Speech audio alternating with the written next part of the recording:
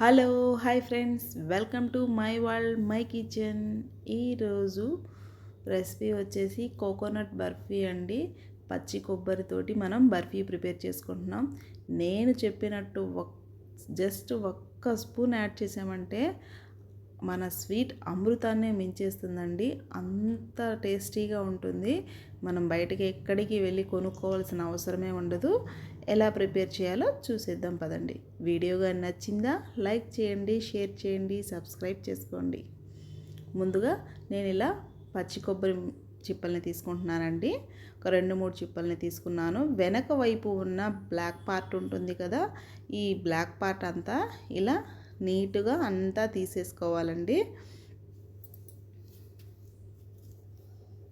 చూడండి, ఇలా నేను వెనక వైపు ఉన్న భాగాన్ని తీసేసుకొని ఇలా కొబ్బరిని కడిగి క్లీన్గా ముక్కలుగా కట్ చేసుకున్నానండి.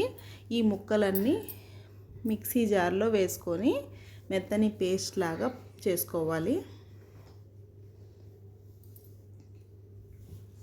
ఇక్కడ మనం పేస్ట్ చేసుకునే ముందు వాటర్ని యాడ్ చేయట్లేదండి. ఇలా పొడి పొడిగా ఉంటుంది కాబట్టి కొద్దిగా పచ్చి పాలను వాడుకుంటున్నాను. పాలతోటి ప్రిపేర్ చేసుకున్నాం, చాలా టేస్టీగా ఉంటుంది. ఇలా పాలని యాడ్ చేసి దీన్ని మరొకసారి మిక్సీ పట్టామా, చూడండి మెత్తని వెన్నపూసలాగా దీన్ని మనం ప్రిపేర్ చేసి తీసుకుంటున్నాం. ఇందులో ఈ జార్లో అదంతా తీసేసుకొని మరొకసారి పక్కన పెట్టేసుకుందామండి.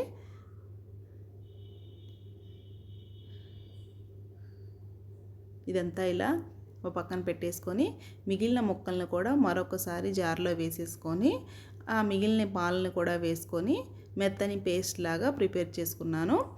ఇలా ఈ కొబ్బరి ముక్కలన్నీ మనం పేస్ట్లా ప్రిపేర్ చేసి పెట్టుకున్న తర్వాత నెక్స్ట్ మనం ఒక ప్యాన్లో ఒక 1 లీటర్ పాలని తీసుకున్నానండి. ఇక్కడ ఈ పాలని మనం బాగా మరిగించాలి. చూడండి, ఇలా పాలు మరిగి మనకి కొద్దిగా పాలు తగ్గుతున్నాయి కదా, ఈ స్టేజ్లో ఉన్నప్పుడు మనం పేస్ట్ చేసిన కొబ్బరిని వేసుకొని బాగా కలుపుకోవాలి. చూడండి, ఇది మనకి బాగా చిక్కపడేంత వరకు బాగా కలుపుకుంటూ అటు ఇటు కలుపుకుంటూ దీన్ని ఉడికించుకోవాలి. ఇక్కడ మనం పోసిన పాలన్నీ ఈ కొబ్బరి పీల్చేసుకుంటుందండి. అంతా బాగా దగ్గర పడిన తర్వాత ఇందులో ఒక 1 కప్ షుగర్ని యాడ్ చేసుకుంటున్నాను. నేను వాడే కొబ్బరికి ఈ షుగర్ అయితే ఖచ్చితంగా సరిపోతుందండి. అందుకే 1 కప్ షుగర్ని నేను తీసుకున్నాను. ఇందాక మనకు గట్టిపడిపోయింది కదా, కొబ్బరి దగ్గర పడిపోయింది, అలాంటిది ఇప్పుడు మనం పంచదార వేయటం వల్ల ఇది మళ్ళీ లూజ్గా ఫామ్ అయిపోయిందండి. దీన్ని మరొక 10 or 15 మినిట్స్ బాగా ఉడికించాలి. ఇది మరికొద్దిగా దగ్గర పడేటప్పుడు ఇందులో నేను ఇలాచీని చిదుముకొని వేసుకున్నానండి. ఎందుకంటే స్వీట్ మంచి ఫ్లేవర్ తోటి ఉంటుంది కాబట్టి ఇది ఉడుకుతుంటుంది. ఈలోపు నేను ఒక ప్లేట్కి ఇలా నెయ్యిని అప్లై చేసేసుకున్నాను. ఇలా ప్లేట్ నిండా నెయ్యిని అప్లై చేసేసుకొని దీన్ని నేను పక్కన పెట్టేసుకొని రెడీగా పెట్టేసుకున్నానండి.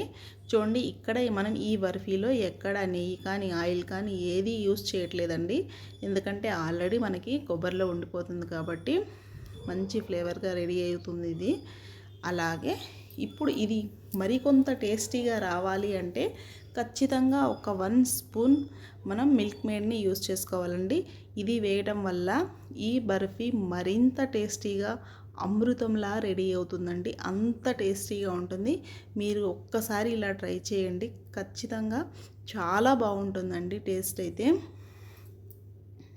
చూడండి, ఇదంతా మనం బాగా కలుపుకోవాలి. ఇలా ఇప్పుడు మనకి ఇదంతా బాగా దగ్గర పడుతుందండి. చూడండి, కొద్దిగా కలర్ అయితే చేంజ్ అవుతుంది. ఎందుకంటే మనం వేసిన పంచదార బర్ఫీ ఇదంతా బాగా దగ్గర పడుతుంది కాబట్టి కలర్ చేంజ్ అవుతుంది.